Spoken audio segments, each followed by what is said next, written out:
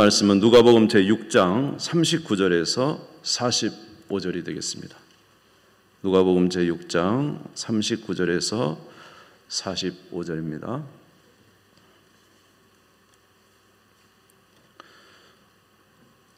누가복음 제6장 39절에서 45절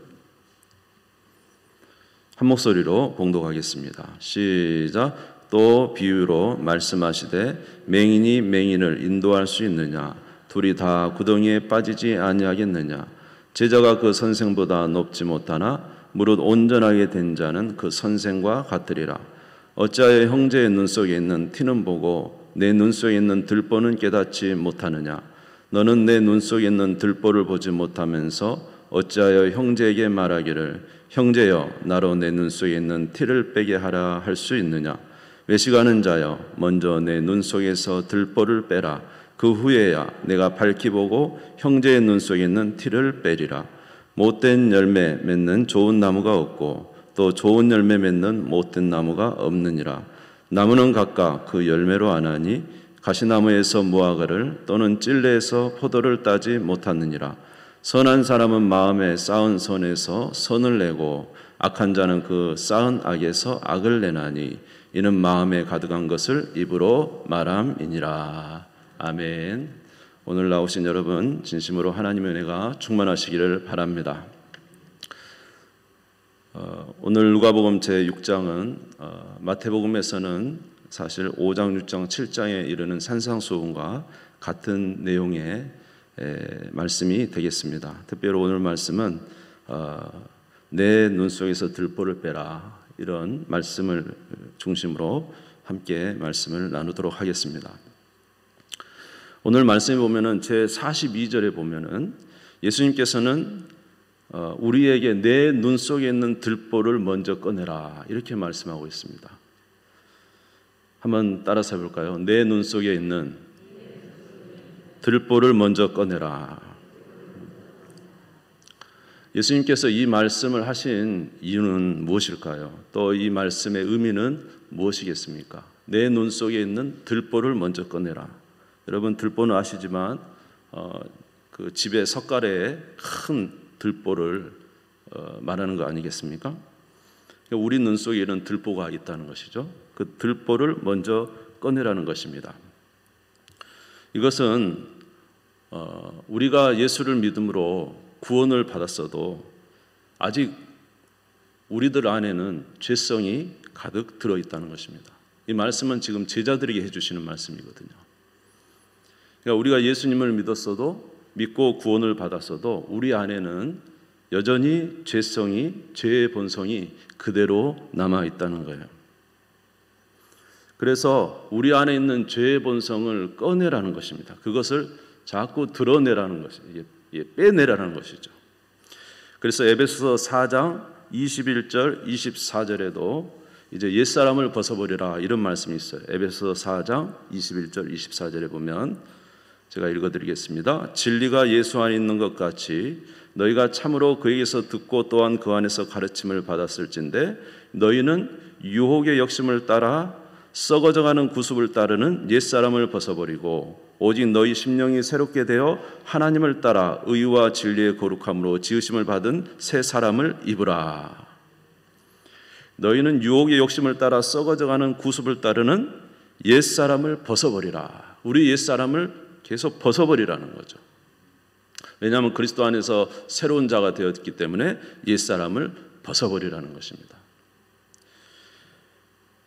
우리가 잘 아는 고린도 교회가 있습니다. 고린도 교회는 참 은혜도 많이 입었고 은사도 굉장히 많았잖아요. 그런데 그렇게 은사도 많은 교회가 아직은 육신에 속했다, 이런 표현이 있어요. 고린도전서 3장 3절에 보면 너희는 아직도 육신에 속한 자로다. 너희 가운데 시기와 분쟁이 있으니 어찌 육신에 속하여 사람을 따라 행함이 아니리요. 여러분 고린도 교회는 그 은사가 굉장히 많았잖아요. 그래서 방언도 있고 예언도 있고 굉장한 은사가 많았었는데, 근데 그 고린도 교회 성도들 안에 시기와 분쟁이 여전히 남아 있었다는 거예요. 그러니까 그렇게 은혜를 받은 사람들 안에도 여전히 아직 옛 육신의 본성들이 남아 있다는 거예요. 그래서 우리 예수님은 우리에게 말씀하시기를 옛 육신의 우리 안에 있는 들보들을 꺼내라고 이렇게 말씀을 하고, 그래서 우리 예수님은 우리에게 말씀하시기를, 여러분 우리가 일반적으로 옛 삶을 살아도 우리가 일반인들이 보통 사람의 삶을 살아도 우리가 좋은, 그래서 우리 예수님은 우리에게 말씀하시기를, 여러분 우리가 일반적으로 옛 삶을 살아도 우리가 일반인들이 보통 사람의 삶을 살아도 우리가 좋은, 그래서 우리 예수님은 우리에게 말씀하시기를, 우리가 일반적으로 우리가 일반인들이 보통 사람의 삶을 살아도 우리가 좋은, 그래서 우리 예수님은 우리에게 말씀하시기를, 우리가 일반적으로 우리가 일반인들이 보통 사람의 삶을 살아도 우리가 좋은, 그래서 우리 예수님은 우리에게 말씀하시기를, 우리가 일반적으로 우리가 일반인들이 보통 사람의 삶을 살아도 우리가 좋은, 그래서 우리 예수님은 우리에게 말씀하시기를, 우리가 일반적으로 우리가 일반인들이 보통 사람의 삶을 살아도 그래서 우리 예수님은 우리에게 말씀하시기를, 우리가 일반적으로 우리가 보통 사람의 삶을 그래서 우리 예수님은 우리에게 말씀하시기를, 우리가 일반적으로 보통 사람의 삶을 그래서 우리 예수님은 우리에게 말씀하시기를, 우리가 일반적으로 보통 사람의 삶을 그래서 우리 예수님은 우리에게 말씀하시기를, 우리가 일반적으로 사람의 그래서 우리 예수님은 우리에게 말씀하시기를, 우리가 일반적으로 사람의 그래서 우리 예수님은 우리에게 말씀하시기를, 우리가 일반적으로 사람의 그래서 우리 예수님은 우리에게 말씀하시기를, 우리가 일반적으로 사람의 그래서 우리 예수님은 우리에게 말씀하시기를, 우리가 일반적으로 그래서 우리 예수님은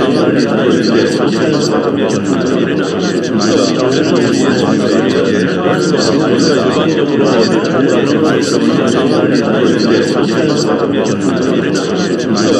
우리 예수님은 우리에게 할 것이라고 그렇게 말하는 세 번째 시험이 생각이 나더라고요.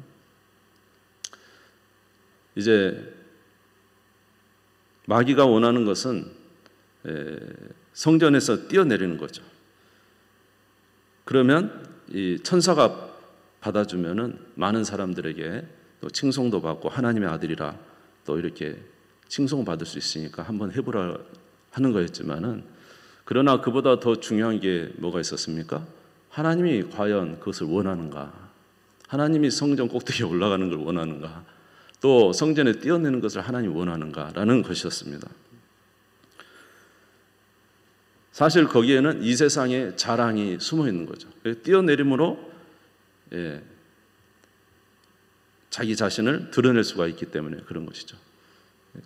그래서 그 말씀을 보면서 저도 제 자신의 많은 생각들과 내 소원과 또 내가 계획하는 많은 것들이 있는데 그것을 잠시 접어두고 이제 주님이 원하시는 것을 먼저 생각해야 되겠다.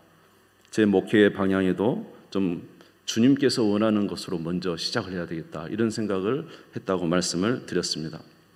근데 가만히 생각해 보니까 그 제가 계획하는 많은 것 안에는 사실 이 세상 자랑이 있었던 거죠. 뭔가 성공하고 싶은 부분이 저 안에도 있었던 거예요. 알고 보면은 하나님의 말씀은 놀랍게도 우리가 마치 가려져 있는 우리의 속의 모습들을 그 말씀이 우리를 깨닫게 하는 거예요. 그래서 정말로 우리 자신의 실체를 볼 수 있도록 그렇게 하시는 것이 하나님의 말씀입니다. 또 새벽에 말씀 누가복음을 보는 중에 예수님께서 세리 레위를 부르시면서 그 죄인들과 함께 식사하는 그 모습 속에서 사람들이 이야기를 하죠. 왜 너희 예수와 너희들은 저 세리와 죄인들과 함께 식사하느냐 이렇게 물어보니까 예수님께서 나는 의인을 부르러 온 것이 아니요 죄인을 불러 회개시키러 왔다. 의사는 건강한 사람에게 쓸데없다. 의사는 병든 자에게 쓸데있는데 나는 의인을 부르러 온 것이 아니요 죄인을 부르러 왔다. 이렇게 말씀하시면서 누가복음 5장 38절에 이런 말씀을 했어요. 새 포도주는 새 부대에 넣어야 되느니라. 그러니까 새 포도주가 됐으면 새 부대에 넣어야 되는 거예요. 여러분, 우리 예수님 믿음으로 하나님의 자녀가 됐잖아요. 그러면 어떻게 될까요? 새 포도주가 된 거예요. 그럼 우리의 삶도 변화되어서 새 부대를 만들어야 되는 거죠. 예수님은 의인이나 세상에서 많은 사람들이 존경받는 그런 사람들을 만나는 게 아니라, 물론 그분들을 싫어한 건 아니지만은 예수님은 죄인을 받아들이고 연약한 자들을 받아들이는 그 모습을 보면서 너희가 새 포도주가 됐으면 너희도 새 부대의 마음을 가져야 된다는 것이죠. 그 말씀을 보면서 저도 이제 예수님을 믿어서 이렇게 하나님의 자녀가 됐으면 새 마음을 가져야 된다는 것. 다시 말해서 세상에서 말하는 죄인이라고 하는 분들, 세상에 말하는 연약한 분들, 나약한 분들, 정말로 사람들에게 멸시를 받지만 그들이 예수님을 믿기 위해서 이 교회에 온다면 정말로 내가 그렇게 받아들일 마음이 있는가라는 생각을 해보았습니다. 그런데 제가 생각을 해보지만 저는 아직 예수님이 말하는 그 세리나 창기들이나 세상에서 멸시받는 사람들을 받아들일 아직 마음의 준비가 되어 있지 않다는 것을 제가 느낀 거예요. 저는 그리스도 안에서 하나님의 자녀가 됐지만 아직 저의 마음은 온전히 예수님이 원하시는 그런 마음으로 넓혀져 있지 않은 거예요. 저는 역시 만나도 조금 좋은 사람하고 만나고 싶고 좀 깨끗한 사람하고 만나고 싶고 음식도 그렇게 먹고 싶은 거죠. 예수님께서 12제자를 부르실 때도 예수님의 부르심은 놀랍게도 지혜로운 사람, 현명한 사람을 부르지 않았어요. 예수님이 12제자 부르실 때는 저기 갈릴리의 어부를 부르셨다는 거죠. 예수님이 제자를 부르실 때는 저 세리 마태를 불렀다는 거죠. 세리는 그때 당시는 정말로 사람들에게 죄인으로 취급받는 사람이었어요. 또 그런가 하면 열심당원 시몬을 부르셨어요. 열심당원은 오늘날로 말하면 아주 급진적인 사람이에요. 폭력을 불사하면서 나라를 바꿔보겠다고 하는 열심당원 시몬도 부르신 거예요. 예수님이 부르신 그 제자들을 보니까 우리가 생각할 수 없는 너무 이렇게 학력적으로도 낮고 또 성격적으로도 굉장히 부족하고 또 많은 사람들에게 질시와 멸시를 받는 그런 사람들을 예수님이 제자로 부르셨던 것을 제가 본 겁니다. 여러분, 예수님이 이런 마음을 가졌다면 우리도 그런 마음을 가져야 되지 않겠어요? 그런데 아직은 우리 마음에 그런 마음을 갖지 못하고 있다는 거예요. 다시 말해서 아직 우리 마음은 예수님의 모습, 예수님의 그 생각과 뜻에 부합한 삶을 살고 있지 못하다는 것입니다. 여러분, 하나님의 말씀을 보면 그 말씀 속에서 우리의 부족함을 깨달을 수가 있는 거예요. 그 말씀이 우리를 비춰주는 거예요. 아직은 우리가 부족하다는 것을, 아직 우리는 연약하다는 것을 말씀이 우리를 비춰주는 거예요. 그래서 우리로 주님이 기뻐하시는 모습으로 변화되도록 만들어 주시는 그 거울이 하나님의 말씀이라는 것을 여러분 기억하시고 날마다 주의 말씀을 묵상하면서 우리를 주님이 기뻐하시는 모습으로 변해가는 우리 모두가 되시기를 주님의 이름으로 축원합니다. 그래서 이렇게 날마다 우리가 조금씩 변해간다면 우리는 하나님께서 기뻐하시는 모습으로 변해갈 거예요. 성경에도 보면 하나님이 하시는 일이 늘 이런 일이셨다는 것을 우리가 성경을 통해서 알 수가 있습니다. 성경에 나오는 많은 인물들 보시면 처음에는 하나님의 부르심이 있었죠. 그러나 그 부르심 이후에는 반드시 하나님께서 그들을 연단하는 과정을 통해서 변화시키는 것을 우리가 알 수가 있어요. 아브라함도 75세 때 하나님이 갈대아 우르에서 불렀을 때 응답해서 나온 것은 정말로 훌륭한 믿음의 일이었어요. 그러나 아브라함의 삶을 보면은 하나님을 온전히 순종하지 못하는 부분들이 여러 부분이 있습니다. 예를 들어서 가나안 땅에 가뭄이 들었을 때 애굽으로 그냥 도피해 가는 거죠. 애굽으로 도피해 갔을 때 어떻게 됐어요? 자기 아내 사라를 바로에게 빼앗겨 버렸잖아요. 자기 아내를 뭐라고 했습니까? 누이라고 하면서 거짓말하고 참 창피하잖아요. 그렇죠? 이런 남자하고 살고 싶습니까? 아내를 누이라고 하는 사람. 근데 이 아브라함은 자기 아내를 누이라고 2번이나 합니다. 그런데 하나님의 은혜로 하나님이 돌려주셔서 아내를 찾았죠. 또 이 아브라함은 믿음을 온전히 지키지 못하고 애굽 여인 하갈을 아내로 삼아서 아들까지 낳습니다. 그 이름이 이스마엘이고, 그 이스마엘로 인해서 하갈과 이스마엘과 사라와 이삭 사이에 그 가정에 엄청난 어려움이 찾아오게 되잖아요. 그 고통 속에서 육신으로 난 하갈과 이스마엘을 하나님이 보내라고 할 때 순종해서 하나님의 은혜로 다행히 그 가정이 은혜로 세워졌지만은 육신으로 해서 얼마나 잘못된 것들이 많이 있었어요. 여러분, 아브라함이 믿음을 쫓아서 말씀을 쫓아 시작했지만 그 안에도 아직 부족한 것들이 너무너무 많았던 거예요. 여러분, 야곱이라는 사람도 한번 생각해 보세요. 야곱이라는 사람도 얼마나 하나님을 사랑하는 게 있었습니까? 그러나 그 안에는 아직도 뭔가 자기의 욕심을 따라서 자기가 취하지 아니하면 안 되는 자기 인간적 욕망이 있었다는 거죠. 그래서 부모도 속이고 형제도 속이고 하나님의 축복을 받았지만 라반 삼촌의 집에 가서 정말로 고생을 많이 했죠. 그래도 끝까지 변화되지 않자 드디어 야복강가에서 하나님이 야곱을 무너뜨리시고, 그래도 안 되니까 자기 딸이 성폭력을 당하지 않습니다. 그랬을 때 둘레의 모든 나라가 야곱을 죽이려고 할 때, 그때야 결국 모든 것을 버려두고 이제 처음 하나님을 만났던 그 사닥다리, 하늘로부터 사닥다리 내렸던 곳이 어디죠? 베델로 올라간 거 아닙니까? 베델. 거기서 하나님 앞에 항복하고, 이처럼 성경에 나오는 수많은 인물들, 너무 말할 사람이 많습니다. 다윗을 말해도 똑같은 과정이 있었고요.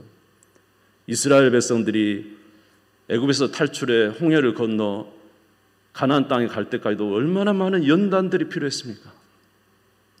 그들이 몸으로는 구원을 받았지만 아직 그들 안에는 하나님을 섬기고자 하는 온전한 마음이 없었기 때문에 수많은 연단을 통해서 가나안 땅까지 가는 데는 시간이 엄청나게 많이 걸렸어요. 예수님의 제자들도 마찬가지예요. 깊은 곳에 가서 그물을 던져 고기를 잡으러 할 때 베드로가 정말로 놀라서 주여 나는 죄인으로소이다, 나를 떠나소서, 이렇게 주님께 말씀을 했지만 그 이후에 제자들은 3년 동안 예수님과 함께 다니면서 훈련을 받았어요. 그래도 나중에는 예수님 부인하고 말잖아요. 그래도 예수님이 끝까지 찾아오셔서 네가 이 사람들보다 나를 더 사랑하느냐 물어보시고 죄 용서하시고 회복시키시고, 그리고 나서야 성령 받아 하나님의 귀한 사역을 감당한 것을 우리가 알 수가 있습니다. 이처럼 우리가 예수 그리스도를 믿어 하나님의 귀한 자녀가 되어도 여전히 우리 안에는 죄성이 남아있다는 겁니다. 그래서 날마다 우리 안에 있는 들보를 꺼내지 아니하면 우리는 좋은 나무가 될 수가 없어요. 날마다 우리 안에 나쁜 이 죄성의 본성들을 꺼내지 아니하면 안 된다는 거예요. 아멘. 여러분, 좋은 나무 되시기를 바랍니다.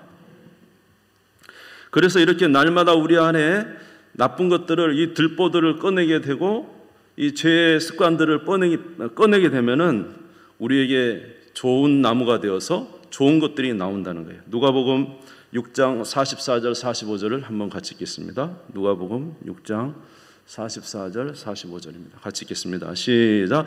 나무는 각각 그 열매로 아나니 가시나무에서 무화과를 또는 찔레에서 포도를 따지 못하느니라. 선한 사람은 마음에 쌓은 선에서 선을 내고 악한 자는 그 쌓은 악에서 악을 내나니 이는 마음에 가득한 것을 입으로 말함이니라. 그래서 그 자기 안에 악한 것들을 계속 꺼냄으로 인해서 이제 자기의 선함이 쌓이게 되고 선한 것이 나타나게 되고, 그리고 그 하나님의 백성으로 점점 만들어지면서 입으로 나오는 것이 항상 좋은 것이 나오고 선한 것이 나오는 것입니다. 이렇게 우리가 하나님 안에서 선한 그 삶을 살아가면서 선한 삶을 살아갈 때 이제 그제서야 우리는 남의 눈에 있는 티를 뺄 수가 있는 것이죠. 근데 우리는 그러한 삶을 전혀 살지 않고 내 자신은 주님 안에서 거룩한 성화의 삶, 좀 더 거룩해지는 삶을 살지 않으면서 우리가 남의 눈에 있는 티를 뺀다고 한다면 그것이 어찌 빼지겠습니까? 누가복음 6장 42절을 다시 한번 읽겠습니다. 누가복음 6장 42절입니다. 시작. 외식하는 자여. 42절 시작. 너는 내 눈 속에 있는 들보를 보지 못하면서 어찌하여 형제에게 말하기를 형제여 나로 내 눈 속에 있는 티를 빼게 하라 할 수 있느냐. 외식하는 자여 먼저 내 눈 속에서 들보를 빼라. 그 후에야 내가 밝히 보고 형제의 눈 속에 있는 티를 빼리라. 내 속에 있는 들보를 먼저 빼고 난 이후에 형제에 있는 눈에 있는 티를 뺄 수가 있는 것이죠. 그러므로 우리는 항상 우리 안에 있는 악한 것들을 계속 빼내는 삶을 사시기를 바랍니다. 제가 지금 잘 기억이 잘 나지는 않는데 그때 이제 한 곳에 가면서 이제 잠깐 들은 라디오에 나오는 그 이야기를 좀 들었어요. 어떤 분이 굉장히 훌륭한 분인데 자기 아들을 정말 열심히 키웠다는 거예요.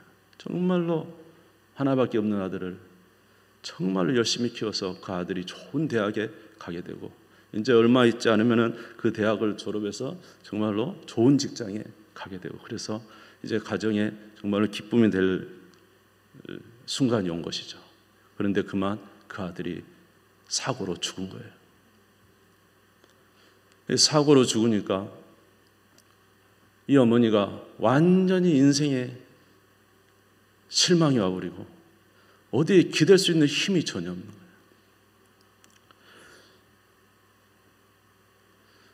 그래서 그때부터 이제 먹는 것도 잘 먹어지지 않고 그 어떤 것 하나 손을 대서 일할 수도 없고 음식도 전혀 맛이 없어서 먹을 수가 없었습니다. 시간이 많이 흐르고 점점 음식이 입으로 들어가지 않으니까 죽음이 임박해 오는 거예요. 죽음이 임박해 오는 거예요. 그때 이제 어떤 분을 만난 거예요. 어머니 같은 분을 만났는데 그분이 어떤 분이냐면 6.25 때 자기 남편과 아들을 잃은 분이에요. 자기 남편과 아들을 잃은 분. 어머니 같은 그분이 와서 그 여자분에게 밥을 숟가락에 떠가지고 그 입에다가 막 넣으면서 이야기하는 거예요. 너는 이거 먹고 꼭 살아야 된다. 여러분 아무리 다른 사람이 위로를 해도 전혀 위로가 되지 않았는데 이분은 자기 남편과 자기 아들을 잃어버린 분이에요. 6.25 때. 그래서 나도 너처럼 옛날에는 죽으려고 했다. 그러나 안 돼. 너 먹어야 돼. 그리고 밥그릇에서 숟가락을 찔러가지고 밥을 떠가지고 입에다 넣으면서 먹고 살으라는 거예요. 그러면서 말하기를 너 이거 먹고 살아서 너처럼 고통하는 사람들에게 네가 어떻게 살아났는지를 꼭 전해주라.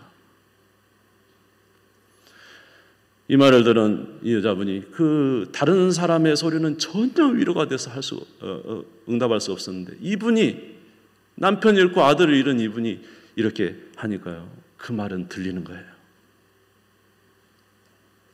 그래서 그때부터 밥을 먹기 시작하고 그분과 교제하면서 힘을 얻어가지고 글을 쓰기 시작한 거예요. 글을. 그래서 좋은 작가가 돼서 그분이 쓴 글을 읽고 많은 사람들이 힘을 얻고 자기와 같은 그런 슬픔을 당한 사람들이 힘을 얻고 다시 소생의 기운을 얻었다는 거예요. 여러분, 우리가 하나님의 말씀에 내 자신이 거기에 적용되지 아니하고 내 자신이 그 말씀에 내가 변하지 아니하고 여러분, 우리가 아무리 선한 말을 한다고 사랑하라고 한다고 그 말이 되겠습니까? 내 자신이 그 말씀에 적용되지 않으면서 남들에게 좋은 말을 한다고 그 말이 그들에게 이해가 되겠습니까?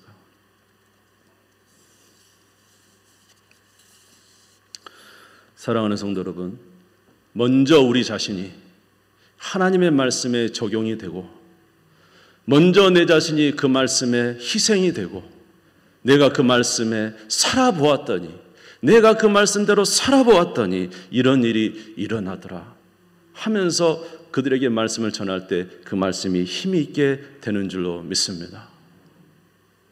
내가 하나님의 사랑을 받지 못해놓고 내가 하나님으로부터 속죄의 은혜를 받지 못하면서 예수 그리스도를 믿어 그러면 네가 죄사함 받고 구원을 얻을 거야. 물론 하나님의 말씀에 능력이 있으니까 그렇게 되겠지만 그러나 내 자신이 먼저 예수 그리스도로 말미암아 죄 사함을 받고 하나님의 놀라운 은혜를 받은 자가 나가서 주의 증거를 전할 때는 놀라운 폭발력이 있고 그 증거가 힘이 있고 은혜가 있게 되는 거예요. 그러므로 오늘 저와 여러분들은 어떠한 삶을 살아야 될까요? 그저 우리가 말씀을 전하는 게 아니라 내 자신이 그 말씀대로 사는 그 은혜가 있어야 된다는 거예요. 여러분들도 항상 하나님의 말씀을 대하시면서 그 말씀대로 살아가는 은혜가 있으시기를 주의 이름으로 축원합니다. 제일 어려운 게 저도 이것이더라고요. 제일 어려운 게 하나님 말씀을 읽을 수는 있죠. 그러나 그 말씀을 내가 정말로 그렇게 산다는 것은 너무너무 어려운 거예요. 당장 부부싸움 했는데 화가 머리끝까지 나는데 성경이 이렇게 합니다. 내 이웃을 내 몸처럼 사랑해라. 너에게 악을 베푸는 자에게 선대하라. 여러분 하나님 말씀 읽으면 얼마나 지금 당장 가정에 어려움이 왔는데요. 그런 관계가 왔는데 하나님 말씀 그렇게 한다고 쉽습니까? 그래도 적용해 보는 거예요. 하나님 말씀이 그렇게 하라 했으니까 내가 오늘 꼭 참고 가가지고 밥상에서 여보 내가 당신 사랑해. 당신이 해준 밥이 왜 이렇게 맛있어? 그렇게 하면서 여러분 어렵지만은 정말로 하나님 말씀이니까 정말 실천하면 하나님께서 놀랍게 역사하셔서 화목을 주시고 은혜를 주실 줄 믿습니다. 그래서 이렇게 살아본 자가 남의 눈에 티도 뺄 수가 있는 거예요. 여러분 티를 뺄 때 이렇게 우리가 눈에 티를 빼기 쉽습니까? 그 말 안에 뭐가 들어있어야 되죠? 사랑이 들어있어야 되고 그 말 안에 자기의 삶에 자기가 겪었던 모든 일들을 통해서 그 말을 전해줄 때 그가 들을 수가 있는 거예요. 아무쪼록 우리 모두는 시간이 가면 갈수록 주님 앞에서 거룩한 주님의 나무가 되시기를 성도가 되시기를 주의 이름으로 축원합니다. 사람은 말로 잘 감동받지 않아요. 사람은 말로 잘 감동받지 않아요. 사람이 진짜로 감동받는 것은 바로 행동과 삶인 것입니다. 행동과 삶으로 사람을 감동시키고 변화시킬 수가 있는 거예요. 여러분 자녀들이 뭘 가장 보는 줄 압니까? 부모의 말을 들을까요? 부모의 말을 정말로 귀중하게 여길까요? 물론 그럴 수도 있을 거예요. 그러나 그 부모의 말이 진짜 감동되는 말이 되기 위해서는 부모의 삶이 보여야 되는 거예요. 부모의 삶이 온전할 때 저 부모님은 내 어머니 아버지는 진짜 저 말이 사실이야. 내 어머니 아버지의 말은 내가 들을 수 있어. 이렇게 될 때 자녀들이 그 부모의 말을 듣고 변화가 되는 거예요. 부모는 아무런 삶의 변화도 없으면서 너는 이렇게 해라, 너는 이렇게 해라. 물론 안 한 것보다 낫죠. 좋은 길로 인도는 되니까. 그러나 쉽게 변하지 않습니다. 그러나 삶이 있는 것은 하나님의 놀라운 역사가 있게 되는 줄로 믿습니다. 마지막으로 고린도후서 2장 15절 읽고 마치겠습니다. 고린도후서 2장 15절입니다. 고린도후서 2장 15절 같이 읽겠습니다. 시작. 우리는 구원받은 자들에게나 망하는 자들에게나 하나님 앞에서 그리스도의 향기니. 우리는 그리스도의 향기입니다.